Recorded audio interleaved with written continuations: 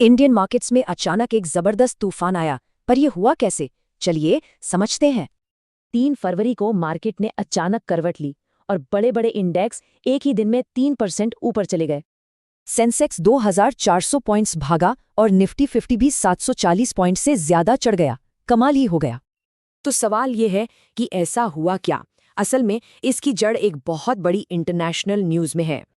वजह थी India US की वो ट्रेड डील जिसका सबको बेसब्री से इंतजार था। फाइनली हो गई।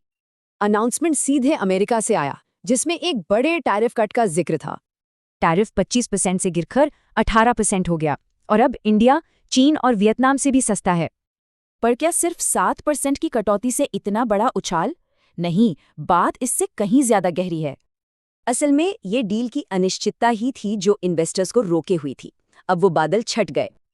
अब इस डील से मीडियम टर्म में मार्केट के लिए ग्रोथ का एक मजबूत बेस बन गया है। और देखिए, जेपी मॉर्गन जैसे बड़े प्लेयर्स ने निफ्टी 50 के लिए एक जबरदस्त टारगेट भी दे दिया। टारगेट है 30,000। जी हाँ, 2026 के आखिर तक निफ्टी यहां पहुंच सकता है।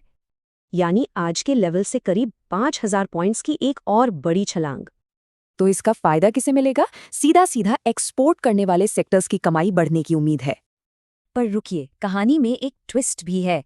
कुछ एक्सपर्ट्स की राय थोड़ी अलग है। उनका मानना है कि मार्केट अगले कुछ हफ्तों तक एक रेंज में रह सकता है। इसे कहते हैं कंसोलिडेशन, मतलब बाजार इस बड़ी छलांग के बाद थोड़ा ब्रेक ले सकता है। तो असली सवाल ये है, क्या ये एक नई बुल रन की शुरुआत है या सिर्फ एक रिलीफ रैली? इसका जवाब तो अब ग्रोथ ही बताएगी।